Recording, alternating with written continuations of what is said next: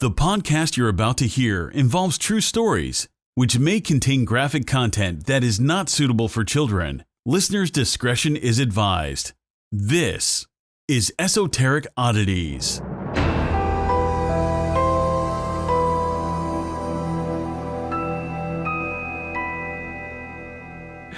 Hey guys, I was so hangry before this. Oh my god. And I just had to scream to let out all my frustration. All of the demons. Honestly, though. And your taco breath. Yeah, I did just eat tacos. It was black bean, corn, and cauliflower. Love that. You housed that shit. I did. I was like, I need to hurry. So can we just talk about how my mom cropped me out of her Facebook I saw profile? that. Why did you comment like, did you crop me out? Like, who cares? My mom cropped me out of her Facebook profile picture. She said me and Rob only. That's what she said. It's me and Rob to the end of time. Well, it seems like it. They're on vacation right now. They've been sending me cute. Oh my god. Are they in Maine? I think they're like going all over the place. They did a big road trip. Look at them. Who even are they? I'm saying, no invite? Right? I just want y'all to know that I'm like the adopted child of... I'm yelling, aren't I? It's okay. I'm really excited. It's fine. I'm fine. I'm like the adopted child of Jonathan's family. I'm the girl that his mom always wanted. Hey, it's just true. kidding. And the one my brother likes to bully around. Yeah, literally he does bully me, but it's okay. It's all in good fun. Ew. You do it back too. But my mom You sent already me, know. You know those what are they called? They're like the wind things. It's not a windmill, but they generate electricity like a turbine. Like electric windmills. Yeah, something like that. Well, my mom sent me a picture of one of them, and she said, wait, hold on. Let me read verbatim what this text message says. It's, if you guys follow, what is it? Middle Class Fancy. Okay, so she sent a picture of it, and she said, close to the side of the highway. Cool. And this is the picture. Like, what? That's like such a mom pic. I know. I was dying laughing. I said, very Close cool. to the side of the highway. There's literally trees. It's trees and like a turbine. I was dying. I don't think she knows that she made my day, but I thought it was so fucking funny and cute. Mom, if you're listening to this, which I know you do occasionally, even though you hate me cursing, I fucking love you, bitch. So, y'all, I have an announcement to make. Oh my God. Are you pregnant? My birthday? No, I'm a lesbian. Oh. My birthday is on Monday. No, your birthday's already passed 2 weeks by the time this comes out. Fuck. Edit that out. Whatever. Okay. Damn, why didn't I say it before? I know. I didn't think about it. It was, I think the cowboy episode, when that came out, was your birthday. I'm sure they'll know. You've been reminding them every episode. Have I? Yeah. Okay. Well, as you should, though. As you should. I'm speaking it into existence. Okay. The life of a now 27-year-old is perfect. I got everything I wanted. I had such a fun night. That has yet to happen. There's a lot. I told you I'm speaking into existence. No. I know. Okay. But let me explain briefly. There's a lot of shit going on in Philadelphia. Oh, so my there's God. going to be a lot of traffic. The trolleys are down. 76 is down. It's happening. And it's going to be fantastic because I'm speaking out there too. And I have an announcement too. What do you got? I am being haunted by a ghost cricket. A ghost cricket. So let me tell you guys what happened. And so here I am laying in my bed and I'm writing a little spooky story. And as the girl in the story is discovering a ghost in her house, doesn't my cat start to she stands up on her hind legs and puts her front two paws up on the wall. She's on top of her cat tower and she turns and she looks at me and she just stares me in the soul and she just scrapes down my wall like fucking nails on a chalkboard. And I'm like, Buffy, can you not? So then she readjusts herself and she starts staring into the corner and she's just staring. Like she sees something, like her eyes are really big. You know the look that cats give. So she's just staring and I can't tell. She's like looking at something, looking through something, but it's like bugging her out. That's what I'm saying. And it's bugging her out. And then that's bugging me out. And I'm like, oh my God, bitch, can you not? So I look and mind you, I'm the only person home. Like my brother's away. I live with my brother. My brother's away. And not that I live with my parents, but my parents were away too. So if anything happened, any ghostly interaction, like I have nowhere to go. Well, I guess I could have came here, but I'm being dramatic. Let me be fucking dramatic. So I didn't say anything. I know, but you were thinking it. You didn't have to say it, Carol. So I get up out of my bed and I close the door because I was like, I'm not having you stare at this fucking open door with no light turned on outside. So I close the door and she's still staring. Stop that. I'm telling a spooky story. You need to not slap your patty. And I close the door and I'm sitting in my bed and all of a sudden, the loudest fucking chirping sound, it sounded like a smoke detector, came from under my bed. Mm-mm. And I was like, what the fuck was that? And my cat heard it too. My cat was staring. I was like, what the fuck? Also, mind you, about 2 or 3 weekends ago, it's a Saturday morning, and I'm laying in bed. I just woke up. It's early in the morning, yawning, stretching, looking at boobs.com as you do. And I hear my cat likes to rummage in grocery bags. What cat doesn't? Right. So if there's a bag, she'll lay on it. If I fits, I sits is basically her motto. And even if she doesn't fit, she finds a way to sit. And she's rummaging through a grocery bag under my bed. And I'm like, why the fuck is there a grocery bag under my bed? And then still laying there, and maybe 2 minutes later, the sound stops and my cat walks in the room. She wasn't under my bed. Bitch, what the fuck was making noise under my bed? So anyway, back to the ghost cricket. I check under there, not a cricket in sight, and also not a bag in sight. So I don't quite know what the deal with that was. Basically, I need holy water and a whole lot of Jesus. So if you've got any, send it to odditiespodcast@gmail.com. Please. Ow. Oh, was that your girl? You need to survive tomorrow with those nails. Then you can fuck them up. I literally keep hitting them off things, and I'm like, oh my god. I'm just waiting for one to break. You should Knock see me on type wood. on my laptop. No, I don't use the nail. I use my finger, so it's like this. Ew, monster finger, get out of here. Ew, you look like a crayfish. Stop throwing up gang signs. That's rude, ma'am. We're gonna have to ask you to leave Applebee's really again. Scary. You do look horrifying. In the best way. I love you. So maybe we'll skip the topic name. Maybe we'll just skip something. I'm sure y'all will figure it out.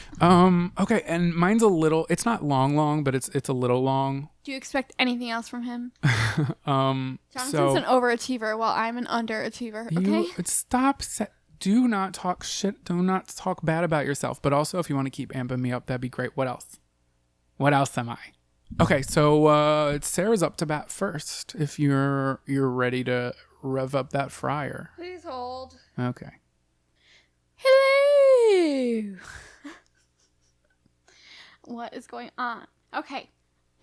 So on the evening of August 15th, 1982, 2 teenagers, 1 male and 1 female, were shot to death at a pool in Washington Park on Chicago's South Side.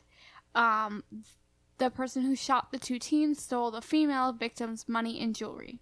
The victims were Jerry Hillard, who was 18, and his girlfriend, Marilyn Green, who was 19 at the time. The police focused on one suspect, Anthony Porter, as the primary suspect of the shooting.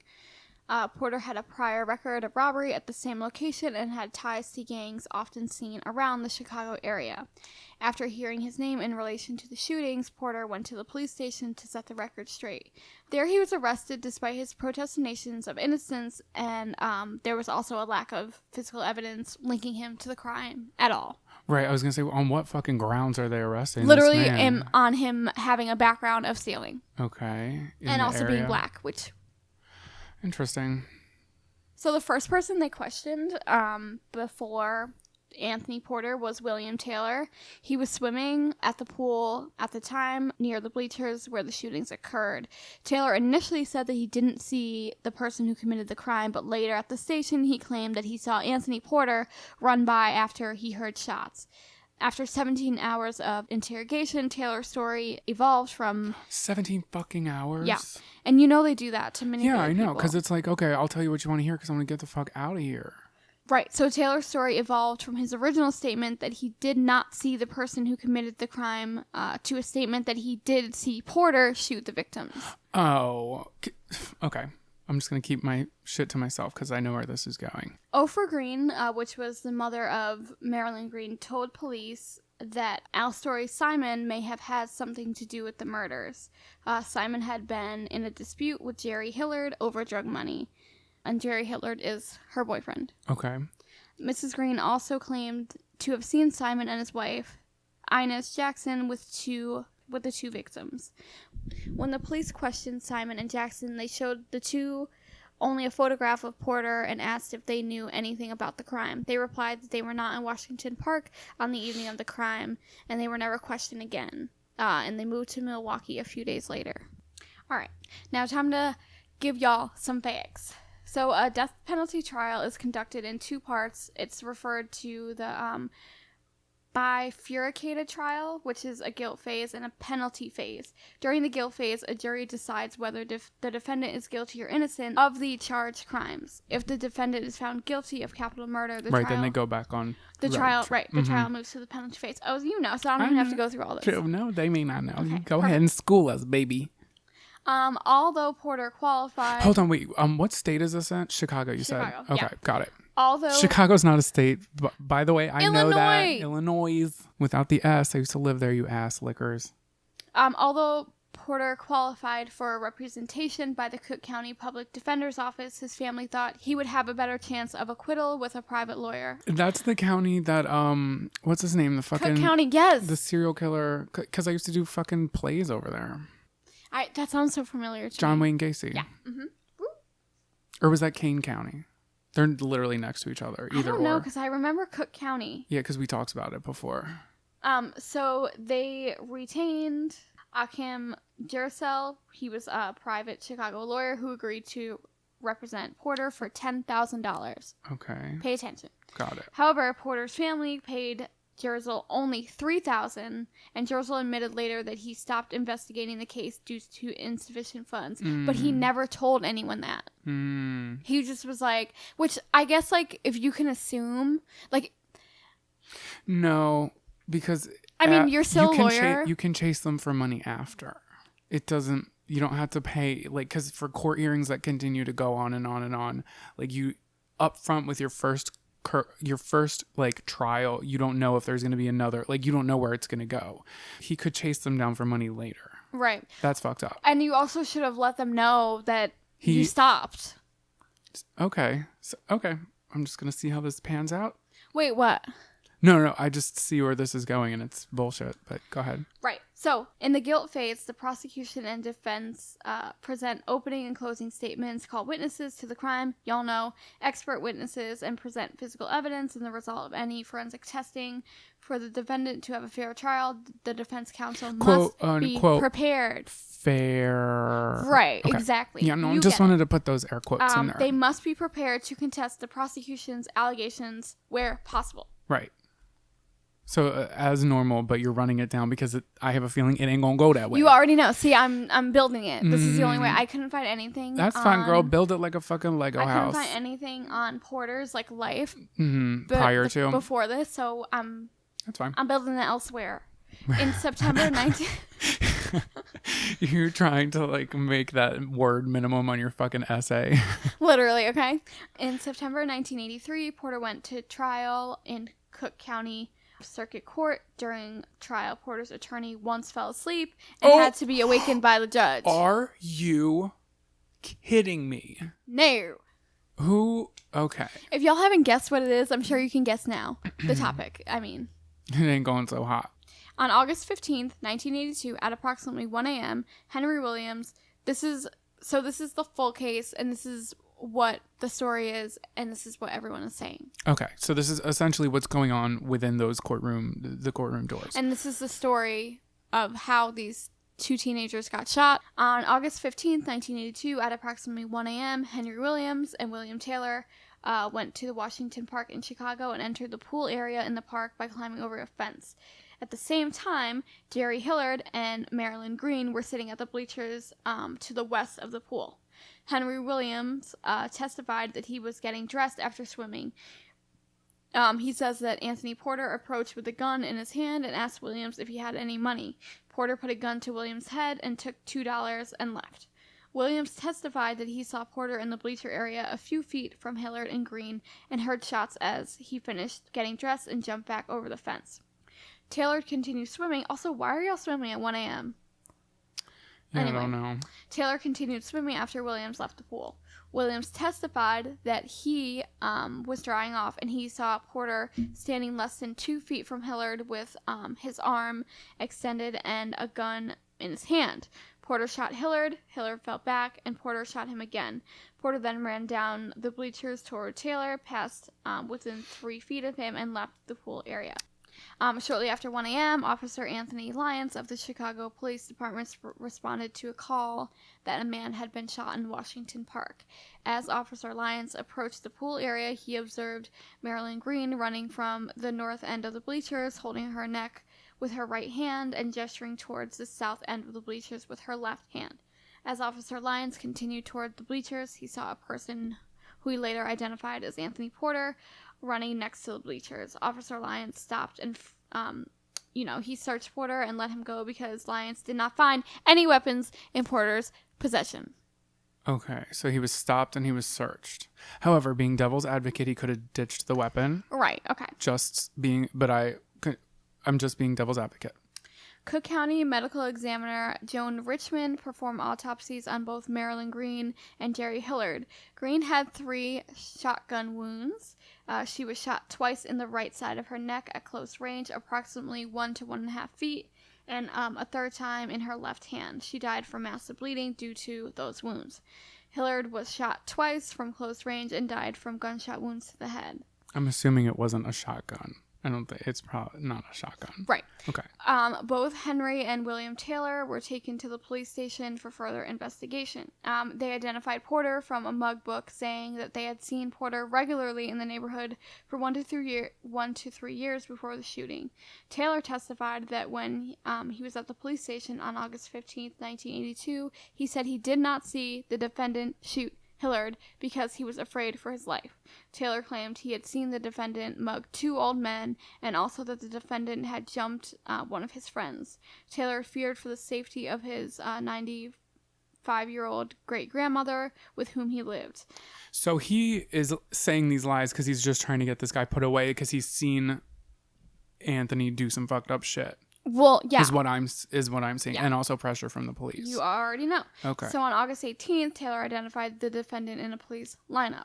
So now this is the defense. Because he already knew. Right. He already knew that, okay, maybe he didn't do it because I didn't see him do it, but I've seen him do some shit around town. So I think he did. Right. So this is the defense case. Okay. So this is his, right. This is the sloppy lawyer. Okay. Ready for this story. The defense counsel called 3 witnesses on Porter's behalf. The first witness was Eric Warner. He was a photographer who presented testimony regarding the physical appearance of the pool area. This is the guy who took the pictures of the crime. Okay. Warner photographed the area at the request of Porter's counsel more than a year after the shootings. After! Whoa. Which, how does that work? Okay. You lost me. Go ahead. Keep going. Kenneth Doyle also testified on behalf of Porter. He said he was at Porter's mother's house on the evening of August 14th, 1982. Who is this man? I'm going to tell you. Oh. He and Porter sat on the back porch drinking until 2 a.m. when they went with a friend to a nearby playground and continued to drink until 9 a.m. Oh, so that's his alibi? Yeah. Okay. Under cross-examination, Doyle admitted that he talked to detectives on August 17th, 1982. He told them he was drinking with Porter until 10:30 p.m. on August 14th and spent the rest of the evening with his mother. He said he lied to the police, giving them early time out of fear of being arrested. Okay. Finally, the defense called Georgia Mooney, the common-law wife of one of Porter's brothers, who testified she saw Porter at his mother's house on the evening of August 14th, 1982. Porter and Doyle were playing cards with her children. They did not go out on the porch, and they were not drinking. According to Mooney, Porter left the house around 2 a.m. the following morning with Doyle and a friend. Okay, so far, all the eyewitnesses, none of them have their stories straight. No! So whether he was doing any of this or not, his alibi now looks super weak. Super sus. Because everybody's saying something different. Right.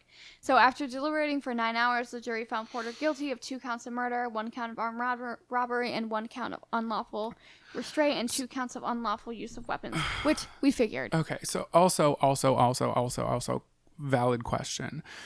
This man is a black man, yes? Yeah. The Cook County Circuit, now I'm familiar with the area and it's predominantly white. Do you have any idea what the jury looked like? I don't, but I'm going to guess they're white too. Allegedly. I'm just speculating. It's time for the speculator that there's this black man standing. Right, and the jurors are white. But that's not a fact. But also, let's say that there was a mixed crowd. The defendants did not help him at all because they couldn't get their story straight. Okay, that doesn't matter because what they can't do, well, what they can do because it's been done before and probably will be done again, is give a guilty verdict without evidence, without any physical evidence. Because thus far, what's the physical evidence? Nothing. You have eyewitnesses who nobody's story is straight on either side. You have eyewitnesses who said that he was there or that I saw him there and then he left shortly after. And then the same guy said, well, then I saw him actually shoot somebody. But then where's the proof? Right. I'm going to get into that a little bit. Okay. Well, the proof is in the pudding. And so far in this story, where we're at so far is this man just got convicted, possibly getting the death sentence. And there is no evidence. Right. Okay, just clarifying of how fucked up that is. So, during the second phase of a death penalty trial, evidence is presented concerning matters of aggravation and mitigation. So, like the severity of what? Right. Okay. So, an aggravating circumstance is a factor or situation that increases the defendant's overall culpability. Aggravating circumstances generally include such matters as evidence of future dangerousness. Evidence relating to circumstances of crime and the defendant's prior criminal record, or evidence about the victim and the impact of the killing of the victim's family. Now, a mitigating circumstance is a factor that lessens the defendant's overall culpability and makes a life sentence more appropriate. Mitigating circumstances generally include such matters as the defendant's disadvantaged upbringing, his intellectual deficits, or positive accomplishments during his life. Okay. The jury is instructed to weigh the aggravating and mitigating circumstances and to decide whether the defendant's sentence should be life or death. In a fair trial. Okay. In a fair trial, that is correct. However, now we're going to go to the second phase of Porter's trial, which began the day after the jury's guilty verdict, at which time the defense counsel, Jersel, which is that fucking shitty lawyer, waived Porter's right to a jury trial for sentencing and instead requested a sentencing hearing before the judge. So I'm just assuming, because the story's already rocking and rolling, but I'm assuming he is saying he's innocent, right? Yeah. This whole time he's maintaining his innocence. Jersel later admitted his supervisor instructed him to opt for a bench sentencing because his fee had not been paid, and a bench sentencing would be a quicker and less work than a jury sentencing. In bench sentencing, it is up to the judge alone to decide whether to sentence the defendant to death. But before the jury was dismissed, however, Jersel told the judge he had discovered that one of the jurors and the mother of the victim attended the same church. Oh. Since the juror had failed to disclose the relationship, Jersel moved for mistrial. Yeah, you have to. Right. So the preceding judge briefly questioned the juror, who responded that her relationship to the victim's mother had not affected her decision and that she had not even realized the relationship until the trial started. The judge denied the motion of mistrial. Oh. Okay. That's interesting. Why was that even brought up then? Right? Okay. What was the point? What was the reason? Well, okay, I guess because they were I don't know. Okay, continue. Okay, so during the second phase of Porter's trial, the state presented aggravating evidence of Porter's prior criminal history. On April 27, 1979, Porter was placed on probation for jumping bail. Porter violated his probation 2 months later when he robbed and physically assaulted Douglas McGee, who had been sitting on the bleachers next to the pool in Washington Park, which was a crime scene. Additionally, Porter pleaded guilty to robbery and bail jumping on October 6, 1980, and was sentenced to 3 years in the Illinois Department of Corrections. So now they're looking at the shit that he did before. Yeah. So this was 2 years prior to when this shit happened. Yeah. He was released from a prison a year later and was on parole for 2 years. While on parole, Porter got into an argument with a man named Earl Lewis. Porter kicked Lewis's dog, and when Lewis confronted him, he threatened to hurt Lewis. Porter placed a gun to Lewis's head and fired. Lewis moved back just as the gun fired and the bullet grazed his forehead. Ooh. Porter later pleaded guilty to aggravated battery of Earl Lewis. The defense presented evidence in mitigation. Porter had attended a church, and for approximately 2 years he had helped clean it. He also ran errands for an elderly man he was recuperating from a heart attack, and he assisted his grandmother who suffered from epilepsy, but by preparing her food, cleaning her house, and helping her take medicine. Porter's mom raised him of 9 children in the housing project by herself. Several witnesses testified Porter could become a useful citizen if given the chance that his life was spared. The judge found nothing in mitigation sufficient to preclude capital punishment, and on September 9th, 1983, they sentenced Anthony Porter to death. With no physical evidence. In February 1986, the Illinois Supreme Court denied Porter's direct appeal. The issue was that, remember the juror who attended the same church as the female victim's mother? Yeah. The majority concluded that since the juror in question was not aware of the relationship until the trial began, it was unlikely the relationship was close or affected her decision. The judge commented that the exchange between the trial judge and juror lasted just a few seconds and was inadequate. But still, it doesn't matter because it... Okay. It's so dumb.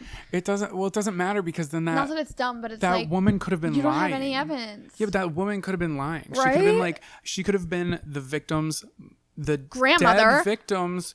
Well, best friend or something, and then you sit there and you want this man, anybody... in jail, right? So you are gonna say, "Oh no, I didn't know that person went to my thing." So then they say, "Oh, okay, cool." Well, that was my stomach. Did you hear it? No, I didn't, but I'm frustrated. Tell me about it. This case is frustrating. I mean, he had a fucked up past. He did not have a clean past. He did some fucked up shit. But that doesn't mean he killed these people. Right. That's what I'm saying. Is you need the physical evidence, and there is none. So, what judge? Also, wait. I'm sorry. I don't. Does he have a alibi? Did he say he was at the pool that night? It doesn't say. Okay, because I'm curious to hear what he had to say.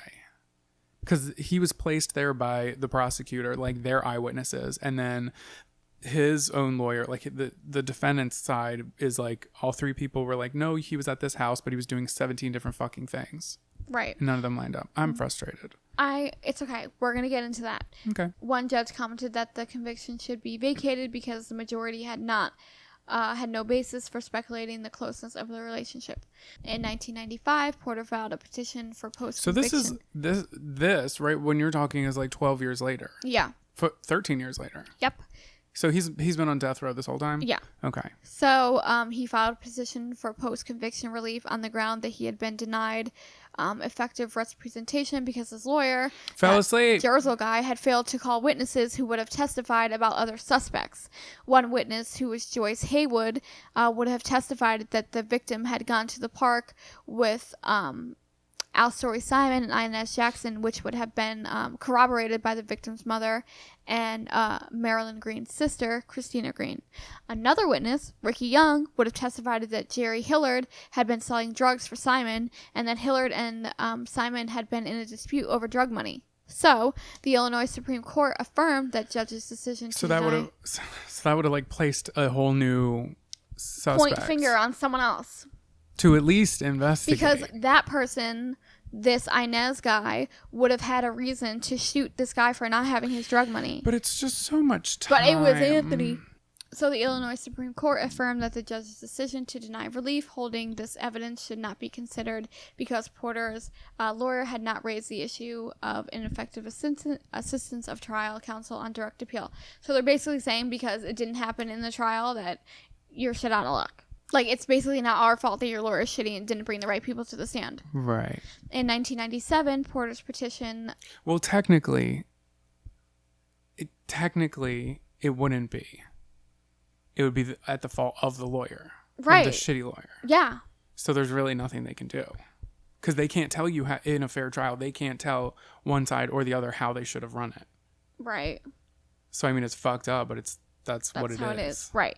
In 1997, Porter's petition for a federal right of habeas corpus was unanimously denied by the U.S. Court of Appeals for the Seventh Circuit, which concluded that Porter's allegations regarding his counsel's performance did not create a reasonable, probable, different outcome. as required by the 1984 decision of the U.S. Supreme Court in Strickland versus Washington. So, habeas corpus, he basically was like, well, this happened on this day, and you granted this guy, Strickland versus Washington, a right, and you're not doing it for me. Right. Right. After the U.S. Supreme Court denied Porter's second petition for a right, which was in early 1998, his execution date was set for September 23rd, 1998. At this point, Chicago lawyer Daniel Sanders volunteered to take on Porter's case. 4 other pro bono lawyers joined Sanders in challenging the execution. Sanders had Porter's IQ tested. His test results, 51, indicated he was... I don't understand why he's getting pro bono lawyers now and he didn't get them in the fucking first place instead of that piece of shit lawyer. Right. Well, his test results indicated that he basically, I don't like to say this word, so wasn't smart. Okay. Although at the time it was still legal to execute. I mean, I'm curious, what was the word? It was mentally retarded. Oh, okay. Is that so? That's what they're saying, that he actually was. Yeah, because he had a low IQ, but. Oh, they were just saying his low IQ was equivalent to. Yeah, but now it's illegal to put someone on death row who is right. Gotcha. So at this time it was still illegal to execute someone like this, right, which is now referred to intellectual disability. Porter's legal team argued that his diminished mental capacity rendered him incapable of understanding his punishment, and he therefore could not be executed. So is that true, though? Do you know? Yeah, that's actually true. Oh. It's now called intellectual disability. But what I'm saying was he was intellect. Yeah. However you want to say it. Yeah. Okay. All right. His IQ was 51. Oh, I don't know what mine is. I don't. Probably a lot higher than that. You smart, honey. Thank you. I was watching Vanderpump Rules and fucking Tom Schwartz was arguing with Katie and he said her EQ. Shut the fuck up. And he was being dead Your EQ's serious. like 10. That's something you would say, though. It really is, let's be honest. So they said that he basically didn't understand his punishment. Right. So 54 hours from execution, Porter was granted a stay by the Illinois Supreme Court out of their concern about Porter's very low IQ score. The court was not confident that Porter could comprehend what was about to happen to him, so the stay was granted to provide him time to explore Porter's mental capacity. Better just be his compacity. What'd I say? Compacity. Capacity. I'm just making fun of you. I'm just poking. Compacity. Hello? Hi. A professor at Medill School. It's literally like MEDIL, so it's IL. So it's something I'm saying middle, but like Medill. School of Journalism at Northwestern University. Time to assign Anthony Porter's case to a group of students in his Media and Capitalism Punishment course, which studied the criminal justice system and how news media report on death penalty. The class focused on practical experience in using public documents and interviewing people. Among the students who signed up for the project were Tom McCain and Shawn Ambrust, then in their last years of Northwestern, as well as Kara Rubinsky and Lori D'Angelo. What year is this? Is this the late 90s? Yeah, at this point, it's 1998. Okay, got it. After examining the documents which pertain to the case, the students, on protesters' advice, visited the pool at Washington Park to reenact the crime. With the students playing the roles of Anthony Porter, William Taylor, and the 2 victims, the reenactment raised many questions about the primary witness's testimony. Tom McCain, who was playing the role of Taylor, concluded that his view from the south end of the pool at best gave him only a glimpse of the bright red hair of Shawn Ambrust, which was playing the role of Porter, who was roughly... Sorry, my assumption is nothing has architecturally been done to this, so this scene, like the bleachers aren't brand new, so the tests they're running would match what happened back then? Exactly. Okay, just wanted to clarify that. So where the Shawn guy was, it was roughly a football field's distance away. Oh. Right? How you shoot someone. Remember, they were shot in close proximity? Okay, so why didn't anybody who was investigating this Because he had a shitty this? lawyer, and they didn't... Lawyers are supposed to do that. Well, investigators, too. Oh, true. Right. Also that. But remember, they already arrested him as soon as he went into the police station to say that he was not guilty. Okay. The iron fence that separated the pool from the bleachers impeded McCain's view, which was much clearer on the sunny day than it would have been at 1 a.m. when the pool area was lit only by lights that pointed away from the bleachers and towards the pool. So it would have been dark. Yeah, and Okay. Porter would have not seen the two victims sitting on the bleachers from where he was standing. Right, the way that, like, if you're staring at a car with headlights, you can't see the driver because you're just blinded by the headlights. Exactly. Not that these lights would be blinding, but that's the way that... But there was no focus. Right. There was no light on the bleachers. Right. The light was on the pool. Okay. Unless it was sunny, then that would be a different story. But it wasn't. It was 1 a.m. Exactly. So protests then enlisted a private investigator, Paul Ciolino, to approach William Taylor about the questions raised during the students' reenactments. Paul and Tom McCain visited Taylor at his home, where Taylor admitted to them that he never saw Anthony Porter shoot the victims. Bruh, so that's the guy who said in court that he did? Yeah. So he's one of the eyewitnesses. And that's also the guy that was interrogated. So he was the dude with the most circumstantial evidence, quote unquote eyewitness, who literally got this guy the death sentence when they had no physical evidence. Right. So that's what they're leaning on. And he's like, oh, y'all were leaning on me. Just kidding. That was a lie. Exactly. Okay. Just wanted to. Okay. So, on December 14th, 1998, Taylor signed a sworn statement saying that he had not seen Anthony Porter shoot anyone at the pool at Washington Park that evening, and that the Chicago Police Department had threatened, harassed, and intimidated him into naming Porter, which they often do. So a bunch of students came together on the case. All of them elected to continue with the case after the semester's end. Oh, One shit. by the name of Erica LeBourne visited Anthony Porter on death row, where Porter told her to look for a woman named Inez Jackson, who he thought would say it was Alstory Simon, her husband, who committed the murders. Now, that's the guy who was selling drugs. Right. Who had the other dude, the one other person who had some beef with some shit. Yeah, you already know. Mm-hmm. Oh my God. So, and this is, the crime wasn't, just for those of y'all listening, hi, just checking in here. The crime happened in 1982. We are now in probably 1998, between 1998 and 1999? Mm-hmm. Okay. It's With nuts. students, not investigators, not lawyers. These are students. Right. Okay. Just wanted to. You already know. Yeah, no, okay. So, the students learned that the way to Inez Jackson and ultimately Alstory Simon was through Walter Jackson, which was Simon's nephew, who was incarcerated at the Danville Correctional Center. On January 8th, 1999, 3 students visited Jackson in prison, where he told the students the entire story. Oh my God! Shout out to these students, yo. Are you ready? Yes, but fuck it. Can we just shout out to these students who Right? are fucking seeing that there is injustice here? Their school project is over. The And they're semester like, is hi, over. let's continue. It just, yes, okay. So, Walter Jackson had been living with Simon and Inez Jackson as a runaway. On the evening of the crime, Walter Jackson heard Simon talking about meeting Jerry Hillard and Marilyn Green. Hillard owed Simon money for drugs, which Simon was supplying Hillard to sell. According to Walter Jackson's affidavit, he suspected Simon was going to do something to Hillard and Green because of the way he was acting when he left the apartment that evening. Several hours later, Simon returned to the apartment, took Walter aside, and told him that he had taken care of Hillard and Green, shooting them by the bleachers in Washington Park with a .38 caliber revolver. Simon told this to Jackson because Simon was afraid Hillard's street gang would come to their apartment and seek revenge. The following day, Simon told Jackson they were leaving Chicago and would not return until the heat died down. Remember, they fled? Yeah. So, tracking down Inez Jackson was difficult until the students caught a break and learned her real name was Margaret Simon.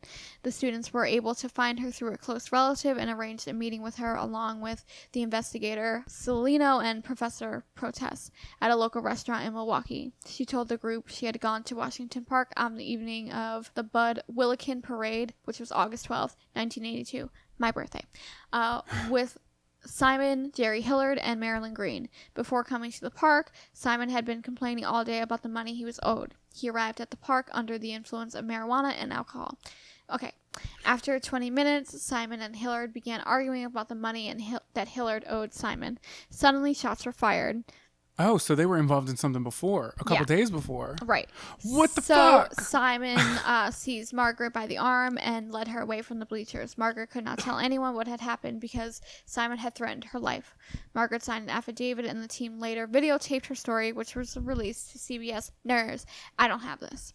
That's okay, but fuck. Okay, so something happened 3 days before the shooting between... Okay. So my assumption, again, here I am assuming, is that shooting wasn't reported at the time, because if police knew that there was a prior shootout that involved this now dead victim and somebody else, they would probably go after that somebody else who had a gun in their hand. I don't know if you know the answer to that, but I'm just saying I'm assuming that it wasn't reported. Like the police didn't know that this shootout happened. They didn't know shit. It's also the early 80s. So Cialino went to Milwaukee to confront Simon about the case. Simon denied his involvement, but while Cialino was there, Simon had the television on, and Simon's confession came on the news. Only then did he confess to the shooting, claiming he shot both Green and Hillard in self-defense when he thought Hillard was reaching for a gun. In February 1999, the Cook County State's attorney filed a motion for Porter's release. Judge Thomas Fitzgerald granted the motion, saying sufficient evidentiary developments cast doubt on Porter's guilt. On September 7th, 1999, Simon pleaded guilty to both murders and was sentenced to 37 years in prison. Whoa. And that is the story of Anthony Porter. Okay. But in October 2014, Simon's conviction was overturned after Anita Alvarez, she was a Cook County State's attorney at the time, raised questions regarding the integrity of the Innocence Project's investigation, which was David Protest and his students. So the guy who just went to jail for murdering these two teens. Okay. This Anita person was like, hey, like, I don't know, something's weird here. Mm-hmm.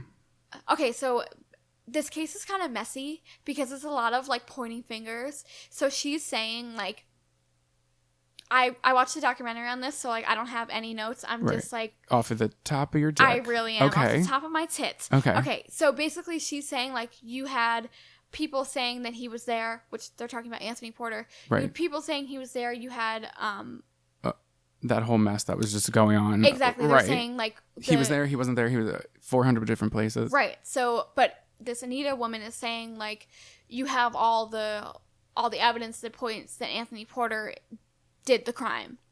So she thinks Anthony Porter did do it? Yeah, that's the guy who they just got out. Yeah. Okay. That's why it's so messy. And then, but this man who admitted to doing it didn't really do it. It's just messy. Okay. Anyway, so 2014. I'm here. Yeah. Okay. So Protest retired from the university in 2011. This is a couple years back. Okay. Because he was getting accused from NU that he had doctored emails and concealed documents from prosecutors with the Anthony Porter case.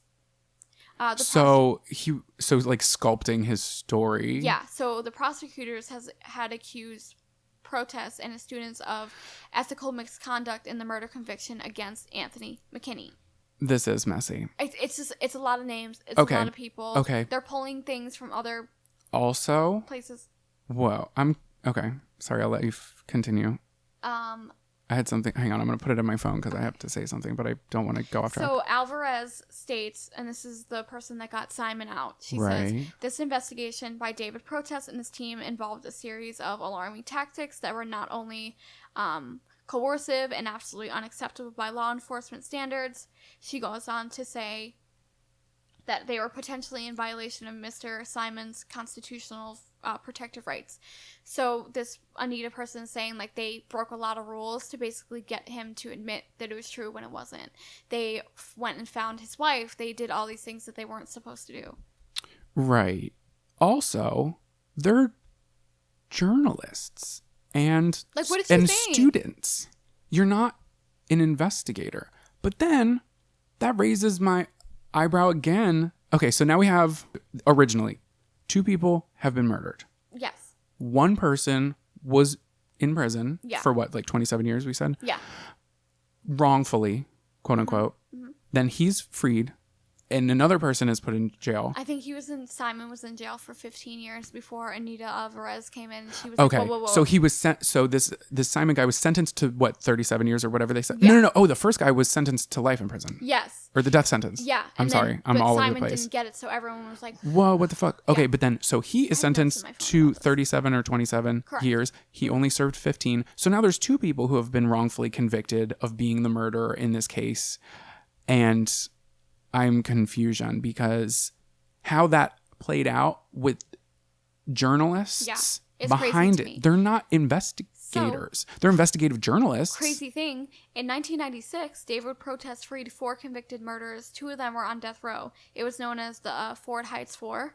Oh, okay. I'm so somewhat familiar, yeah. This case moved Governor Ryan to look at the death penalty, all thanks to David Protest. So the Governor Ryan took 167 people off death row in Chicago. So he has the protest guy has his passion about not using the death penalty charged behind him. Exactly. So everyone's like, yeah, he's a hero. Let's believe him. Right. When all he wants to do is not have the death penalty because, well, I don't know. This is kind of the picture I'm painting out of this fucking mess of slop. Yeah.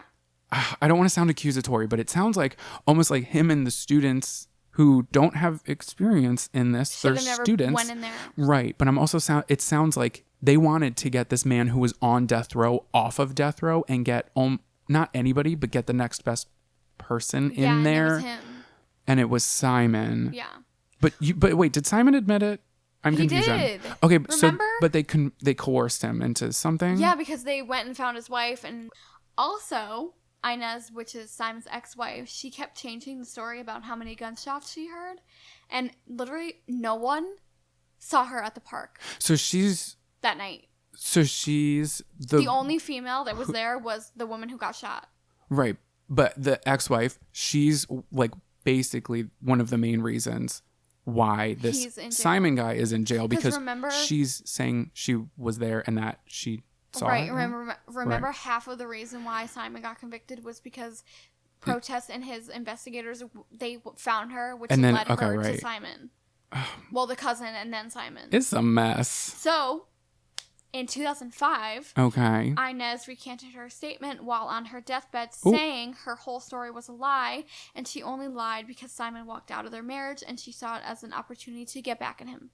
Okay, so the backbone, So the backbone of the story, which is this woman who in reality just wanted to get back at her husband, and then this journalist guy who we thought was doing things for the greater good, this teacher and all these students, we're kind of sculpting it into something that may not have happened. I think because they were only fucking journalists, they missed the whole part of like it. Mm-hmm. It would basically be like me and you trying to convict someone. That's and what we'd be like, we would have no information, but we'd be like, well, you did this because you were here and they said this, so you're guilty. And if anybody tried to fight you on something, you would go, that's true. That's what you would say. That's true. You're right. But okay, so here I go again. Okay, but it gets messier. Okay, I know, but really quick, I just want to say how unjust the system really is. Yeah, she lied, and they were like, yeah. But not just that, but that journalists and people who should not have been in on this case sculpted somewhat of their own story. They butted in without anybody. Yeah. They brought this court case back. It's weird that the judge even allowed them. That's what I'm saying. To, be in there. That's where another issue is like, what, fact check. Like, why aren't we going into this this? Why isn't it a real lawyer? Why are you going to take a journalist's motive? Like, he had the motive to get somebody off of death row because he didn't want the death penalty. I don't know. I could be wrong. I don't know. I feel like. Yeah. Notoriety. Hello. Okay, so Simon filed... I really thought he was doing the good for the greater good. But here we are. But were the students like brainwashed, or do you think probably, they were? Or they probably thought this is an opportunity to get an innocent guy out of jail. Like we want to help. You know what I mean? Like. Right. Okay. All right. I'm irked. Well, Simon filed. So now this second guy who's been in jail. Yeah, for 15 years. Wrongfully. Yeah. Okay. So he filed the suit against NU, which is protest. Like the journalist and the... Ciolino and Rimland. seeking $40 million as a redress for the time he spent in prison. The Ooh. lawsuit alleged Simon was coerced to falsely plead guilty to the murders when presented with fabricated evidence and terrifying threats.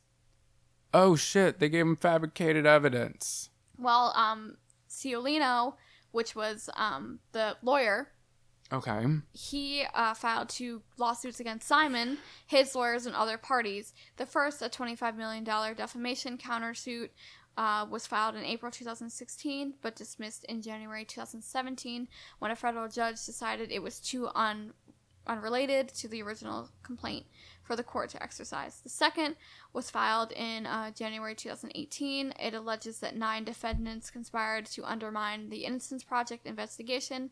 This suit is still pending in the Cook County Circuit Court, and this case is just a mess. It's everyone trying to sue everyone, and people are pointing fingers. No one knows who really killed the person. That's what I was just going to say. What the let's, fuck? There are 2 people dead. Let's focus on that. And Okay. everyone's just, suing people. But there are also 2 people that was in jail, and they could be innocent. It's a mess. But we don't know. Okay, but we don't know if they were don't know innocent. anything. What if... Okay, just saying, what if Anthony Porter did do it? I mean, we have all this evidence Yeah. that was saying he did do it, he didn't do it. But then we have this man who steps up and, it could have ended there, and it could have been oh, thank God. But now it's just so fucking messy, and I'm so confused. I'm confused. But, fucking... I'm also very surprised that this is not a bigger deal Right? in, Why isn't any... anyone making Like, this a I deal? thought this type of deal where there's 2 fucking people and... It's probably a big who've deal been- in law school.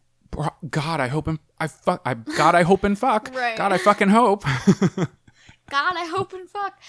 David Protest, he had I guess it was a I'm sorry, wait, movie. who's David? David Protest, that's the guy. Oh, I thought you said David protested. Okay, Oh, no. protest. The teacher dude. Yeah, Got so it. he had a movie written about him, and he got money because the movie was written about him. He just got all this shit. Motive. Oh, no. But anyway, this documentary is on Netflix. It's called A Murder in the Park. It was released on June 26, 2015, and that is the maybe the case of Anthony Porter. We don't know.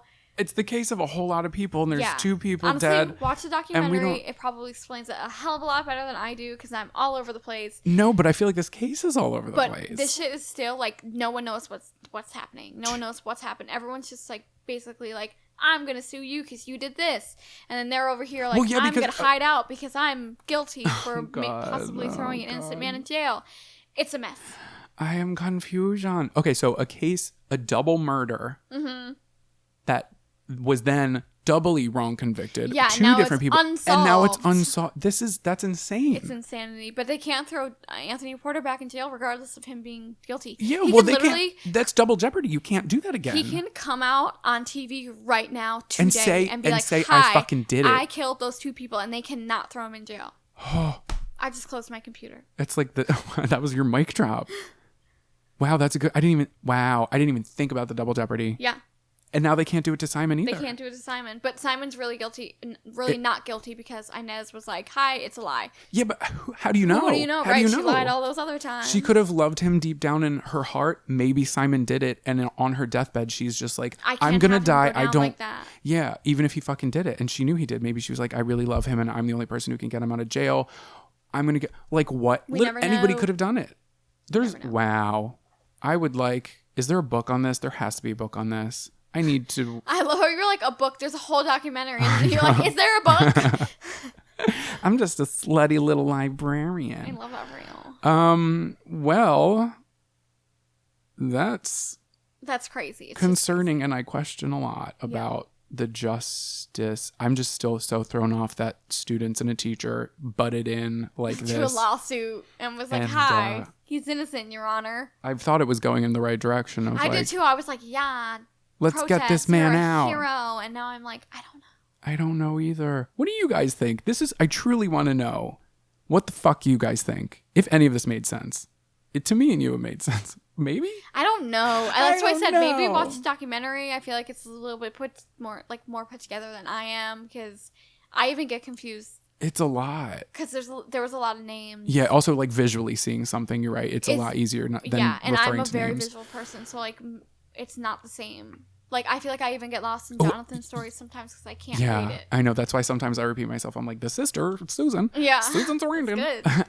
What was I going to say? What I like documentaries, I love when they do like a visual map. Yeah. And they're like a family tree. And I'm like, oh my God, so like that's... a timeline. Yes, give me the time. Give me a face. Okay. I love that. Picture. Yeah. The only thing I don't want you to give me is a reenactment. No, please don't. They're so Please bad. don't And the do people it. are always a lot more uglier. What's up with that? Was there reenactments in this one? I hope not. I think there were some to like say, well, you should like, watch it. this Oh, is you know what what? This happened. probably needed reenactments because to Exactly. follow everybody's fucking story. Exactly. All right, guys, go fucking watch that documentary. That's your homework. Watch the documentary Murder in the Park. I signed up for a training one time at work and it was like homework and I was like, decline. I was not. Me. Anyway, here's Jonathan's story. Well, okay then. On Friday, August 10th, 1984, 26-year-old Deborah Sykes left her home where she lived with her husband, John. She walked out of the door at 5:30 a.m., as she did every morning to make it to her job as a copy editor for the Winston-Salem Centennial. Say that 10 times fast. Winston-Salem Centennial. I can't even say it once. For the Winston-Salem Centennial newspaper by 6 a.m. So wearing a white sweater, a top under the sweater, and blue slacks, Deborah folded and placed $280 in her wallet, then placed her wallet in her pocketbook. 2 hours later, at 7:30 that morning, John Sykes received a phone call. It was Deborah's supervisor who was worried that she had not shown up for work yet. At the same time, a 911 call was dialed from a payphone. It was a man who said, quote, "This is Sammy Mitchell."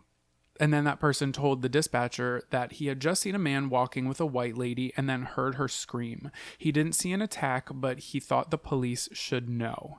At approximately 2 p.m., an identification technician with the Winston-Salem Police Department arrived behind the Crystal Towers apartment. So this is kind of where it's at. There's like a little field behind there. She noticed, this is the identification technician is a woman. So she noticed a pair of navy blue pants, a wallet, a white sweater, a pair of multicolored sandals, and a piece of beige elastic. The zipper on the pants were torn and one pant leg was turned inside out and had dirt and debris on it. In a patch of grass not too far away was the lifeless body of a young female. There were blood stains on the victim's legs and wounds on the front and the back of her torso. Her body was found 20 to 30 feet away from the West End Boulevard on the side of the fence away from the street where Deborah would have usually parked. The medical examiner arrived. This is in... Your eyebrows look really good. Oh my God, thank you. You're I welcome. accidentally shaved this one. I can't even tell. Thank you. This is in North Carolina. Okay, so the medical examiner arrived. Describing the body, the examiner stated that the victim was lying partially on her right side with multiple puncture or stab wounds throughout her body, including the neck, the side, the chest, and the back. There was blood on the victim's legs from the thighs just below the knees. According to the examiner's opinion, the wounds to the chest and neck were caused by a small pocket-sized knife, and it appeared that at least some of the stab wounds were inflicted while the victim was either standing or kneeling. He also noted that the violent assault probably occurred over an extended period of time and that the victim probably endured much pain and much suffering. As you have already predicted, the victim was identified as 26-year-old Deborah Sykes. Okay. Oh, we're going in. The next day, on Saturday, August 11th, 1984, the North Carolina Medical Examiner's pathologist performed an autopsy on the body of Deborah Sykes. The victim was a white female aged 26. She was 5 foot 10 inches tall and weighed approximately 145 pounds. She was clothed in a white sleeveless blouse with 5 holes in the front, a bra with a broken clasp, and torn underwear that had been pulled up to her abdomen area. He observed 4 stab wounds to her chest as well as several wounds to her neck. There were 2 slashes under the victim's left side of her chin, along with several superficial slash wounds. 1 rib had been fractured, and there was also a wound to the back of the head and the upper back. A slash wound on her left wrist was consistent with a defensive wound. The pathologist noted that the knife entered her heart and caused her death. Deborah had also been sexually assaulted. So the police started with the only name they had, which was Sammy Mitchell. 19-year-old Sammy had a long criminal record, and he was currently suspected for a few things. They found Sam hanging out near a car garage with his best friend, 19-year-old Darryl Hunt, who had prior misdemeanors but nothing too serious. So the police pulled up and they were like, hey, can we talk to you guys? They were like, sure. So they talked to Sam first. And then after they talked to Sam, they sat Darryl in the back of their cop car and they played him a tape. And on the tape was the 911 call from hours earlier on the previous day. And the voice that called 911 said, "This is Sammy Mitchell," and then reported the attack on the white woman who we now know is Deborah. And Darryl was like, I don't know who made that call, but that is not Sammy Mitchell's voice. So whoever's saying this is Sammy Mitchell is not Sammy Mitchell. And then did they have anyone to back that up after that? Oh, don't you fret, baby. I'm going to get there. So the following day, Sam and Darryl were... So after they questioned them, the police were like, okay, cool. Thank you for your cooperation. And then they left. So the following day, Sam and Darryl were walking to a cafe for breakfast when a detective pulled up on the sidewalk in front of them and said they needed to speak to both men. So both men were taken to police headquarters, separated in different rooms, questioned, and then let go. At the time, police had no other apparent suspects, and the officers were backed by the district attorney at the time, Don Tisdale, who had prosecuted Sammy Mitchell for a robbery. This is important. He had prosecuted Sammy Mitchell for a robbery and assault case years prior. That trial ended with a mistrial, and according to Don Tisdale, Sammy Mitchell was well known in the courthouse, always in and out of trouble. But Sam didn't match the profile of a male who had last been seen with the white lady presumed to be Deborah Sykes. So I'll get into the eyewitnesses of where they're getting this a little bit later. But essentially, these eyewitnesses who later stepped forward said they saw who they believe is Deborah Sykes with a lanky black male with no facial hair. Although Sam was a black male, he was heavier set and he had a beard. So police, with the help of District Attorney Don Tisdale, focused in on Darryl to point the finger at Sammy Mitchell, reminding Darryl that he himself fit the description of the man eyewitnesses say was with Deborah. They were just kind of pressuring him to be like, it was Sammy, because Sammy had some things out on him, right? But Darryl wouldn't say that because it wasn't fucking true. So later that day, Darryl called Sam's house, but Sam wasn't home. So Darryl told Sam's mother that the police were pressing him to lie about Sam and basically implicating him for the murder of Deborah. Darryl swore that he would not lie and wanted Sam and his mother to know that. So then 19-year-old Darryl Hunt was arrested for the rape and murder of Deborah Sykes. He was held in solitary confinement. He was in a solitary cell in the back of the prison with no windows and poor ventilation. He was appointed a lawyer. That lawyer was attorney Mark Rabil. I think it might be Rubble. Rabil. I don't know. I'm just going to call him Mark, and he becomes a really, really big player in this. So when I'm referring to Mark, just know that it is Darryl's lawyer. So basically, long story short, they're saying this guy did it, and he's like, I don't know what you guys are talking about, but he's in jail anyway. Yes. Okay. Not only that, but they weren't even trying to get Darryl. They were trying to get Sammy. Right. But Sammy didn't fit the description. Yeah. And then when he wouldn't say that it was Sammy, and then that could go against the eyewitnesses and they could get Sammy in prison for whatever their motive was, they were just like, okay, so you're arrested. Right. Mm-hmm. And then they were trying to put together their case. So Darryl told his attorney, Mark, that DA Don Tisdale had offered him $12,000 if he would testify that Sammy Mitchell raped and murdered Deborah Sykes. Darryl said he didn't want the money if he had to lie on somebody, especially not his best friend. So then Mark, his lawyer, was like, wait, Don Tisdale asked you to tell the truth? Or did Don Tisdale tell you to say Sam did it? Mm-hmm, mm-hmm. Darryl was like, he told me to say Sam did it. And if I did say Sam did it, I would not be charged and I could go free. Then DA Don Tisdale told Darryl it was his last chance to speak up because after that meeting, he was going to be pushing for the death penalty for whoever was found guilty in this case. Now, again, this is alleged because this is just what Darryl is telling his lawyer, Mark. However, I want to believe it. I'm trying to be impartial, but I'm not going to be. I want to believe it because of how some of this case pans out. But again, there's no proof that that $12,000 was offered. So then the case took a turn on August 22nd, 1984. A man named Johnny Gray phoned the police and identified himself as the 911 caller who originally stated his name was Sammy Mitchell. Gray later went down to the police station. I will get into explaining that in a second because I know you're probably like, what the fuck? Why would he do that? What's going on? So Gray later went down to the police station to identify the attacker. The police asked him to look at a person in the station room to see whether he was the assailant. So Gray walked by the room, looked through the open door, and stared into the man's face. He identified the man in the room a couple of times as Deborah Sykes' killer. However, the man that Johnny Gray had just identified was actually incarcerated on the morning of August 10th and could not have been the killer.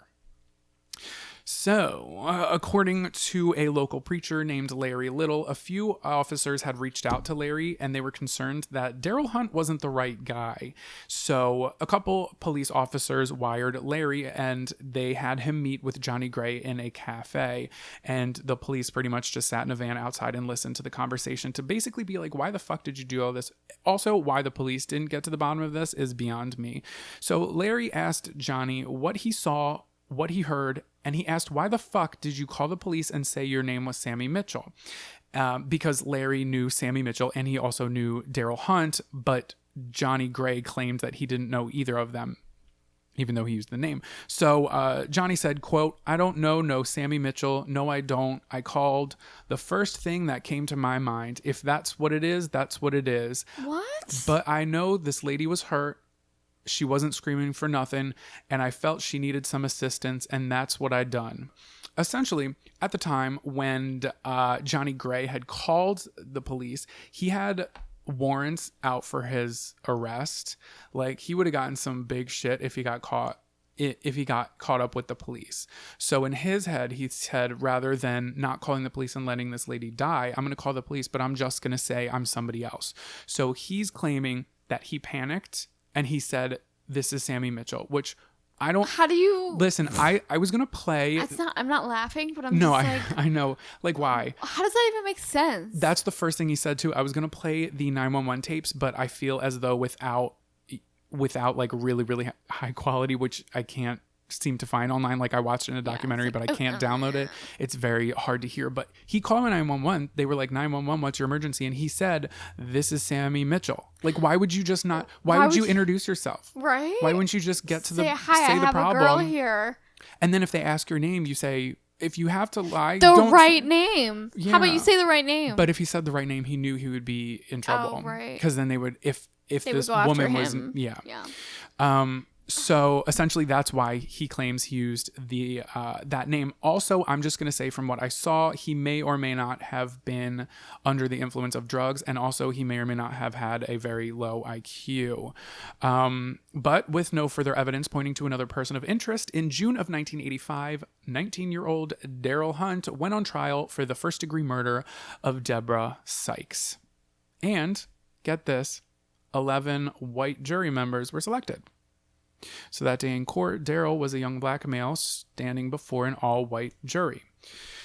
So, since DA Don Tisdale, no relation to Ashley, he had no solid evidence. We had talked about this briefly. In your case, he had his eyewitnesses brought to the stand. So this is kind of who I was talking to before. So the first eyewitness, I'm not going to go through all of them. I'm just going to go through the big ones. So the first eyewitness spoke, and it was a man who worked for a hotel, and he said between 4:30 a.m. and 5 a.m. on August 10th, which was just 1 to 2 hours before Deborah Sykes was murdered, Roger S. Weaver was the front desk clerk for a Hyatt House Hotel in Winston-Salem. He was working the early hour mornings. Weaver went outside to move his car and from the parking deck and noticed two black males standing at the corner near a hotel. He recognized one of the men from having seen him previously in the hotel. The two men left the corner and began walking in the direction of the Crystal Towers apartment building, which was where Deborah was later found dead behind there. After Weaver parked his car, he re-entered the hotel and he went to the restroom in the lobby. Weaver did not notice anything unusual at the restroom at that time, and that sounds weird, but it's important because almost 2 hours later, at approximately 6:45 or 7 a.m., Weaver saw a black male enter the hotel, made direct eye contact with him, and he recognized that this was the same man he had seen outside in the corner. It was the same man he had recognized because this man had been inside the hotel 5 to 6 times that summer, but he never checked in. According to Weaver, which was this hotel clerk, the man had entered the hotel lobby weeks before on a couple different occasions, and that man just asked to use the bathroom. He would use the bathroom and leave. And Weaver said he was the one who would tell him that, yeah, that's fine. Is there evidence that he used the bathroom and leave, or is this just what Weaver is saying? This is just what Weaver is saying. And I will get to that in 1 second. So, but on this particular morning, so this is who he's saying that he saw this man come into the bathroom, and he's saying it was Darryl, and went to go use the bathroom, and Darryl had been in the bathroom before, and the two men who were on the corner was Darryl and Sammy, right? So, but on this particular morning of August 10th, the man did not ask to use the bathroom. He didn't say a word to Weaver. He entered the restroom himself silently, and then when Weaver noticed that the man had been in the bathroom for longer than usual, he instructed the security guard to go check on the man, make sure he was okay. When the guard entered the restroom, the man left immediately.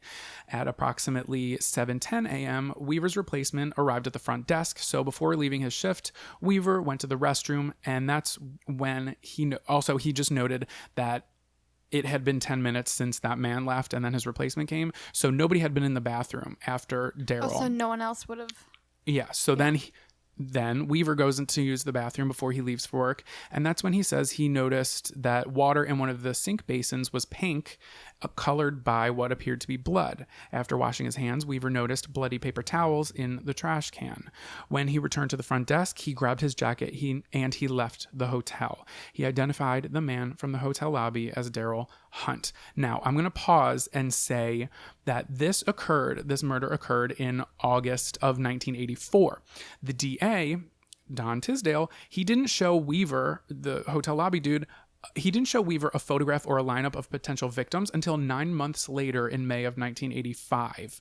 So obviously there's a red flag, because how great is Weaver's memory? And by May, the case had blown up, and Weaver was guaranteed, because I didn't tell you how big this got, because Deborah she worked for the newspaper, so who was printing the press. Right. So Weaver had already seen, it had been basically programmed in his head that this was the guy, because Darryl Hunt was the only person after Sammy Mitchell. I keep calling him Sammy Davis. That's not Sammy Davis. Sammy Davis Jr. He basically was programmed that Darryl's it. So when they showed him, they were like, here's a lineup. Who is it? Of course, he's going to point to like that guy, because I've seen him everywhere, and that's the guy that I swear to God I saw in the hotel, even though I only saw him a couple times when he used the bathroom, right? Keep that in mind. So there were, like I said, a few other eyewitnesses brought to the stand. One man, his name was Thomas Murphy. Murphy testified that on August 10th, which was the day of the murder, 1984, at approximately 6:20 a.m., which was about an hour, if not 30 minutes before the murder, he said he was sitting at the intersection near the Crystal Towers apartment buildings when he saw a black man and a white woman. He noticed he saw another black man in the bushes nearby. The first man was holding the woman's arm with one hand and his arm around her neck in such a manner that her head was up against his. So if you're ever escorting like a drunk friend home, or you're on a romantic walk, it's just kind of like that person is kind of slumped over a little bit and leaning on you with almost all of their weight. So the woman was still standing with her hands hanging down and her eyes were closed. This eyewitness, Thomas Murphy, identified Darryl Hunt as the man holding the woman and the man in the bushes as Johnny Gray. So from a photograph of the victim, Murphy identified Deborah Sykes as the woman who had been with Darryl, and Murphy saw the three people and he assumes that they were drunks, so he just continued his way to work. But after seeing the television news bulletin around 4 p.m. that night, Murphy decided to call the police and report what he had seen. Later, we find out that this eyewitness, Thomas Murphy, was a KKK member.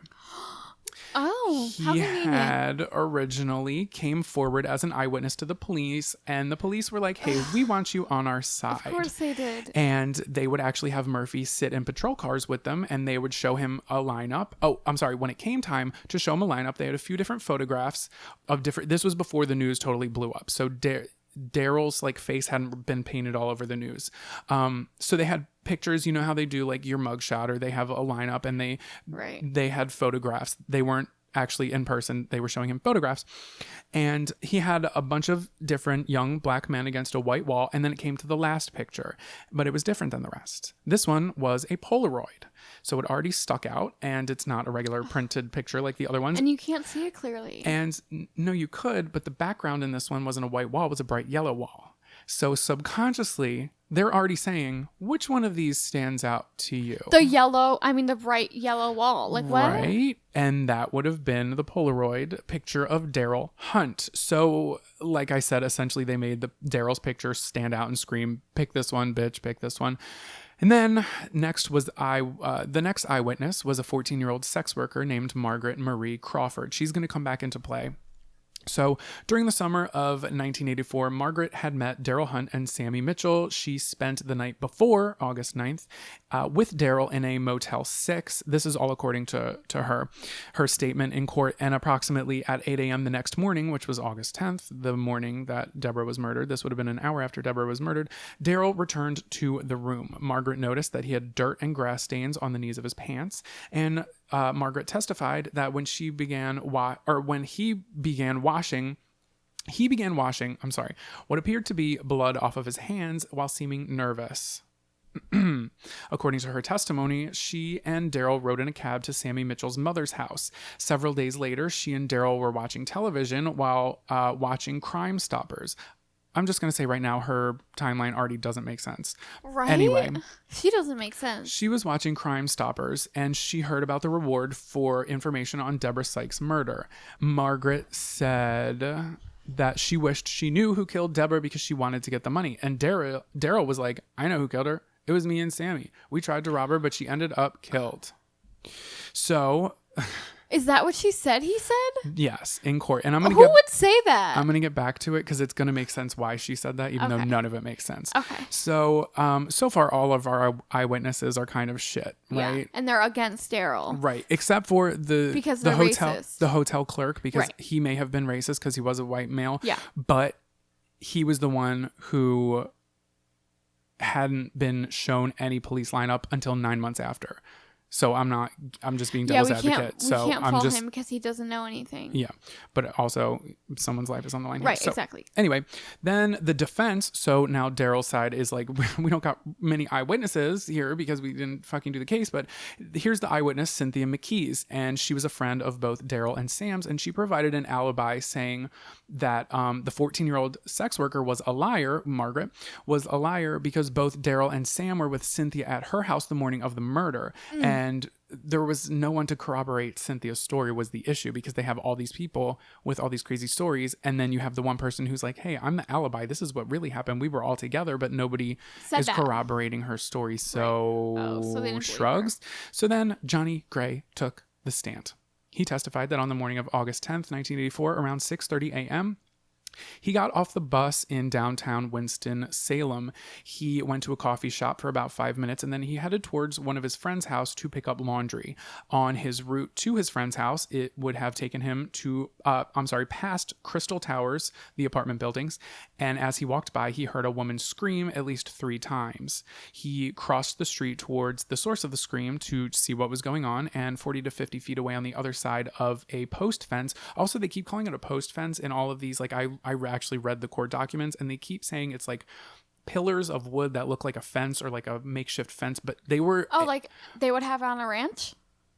No, I get where you're... I thought I was on to something. No. Well, because that's how they described it. And that's what I was thinking. I was like, oh, it's a fence. You can just see through it. No, it's like, it must have been like 8 feet tall. They were like pillars, essentially like big wooden, like take a big ass log and stack them next to each other to make a fucking wall, like a barricade. You can't see through it. It's not a fence. It's a fucking wall.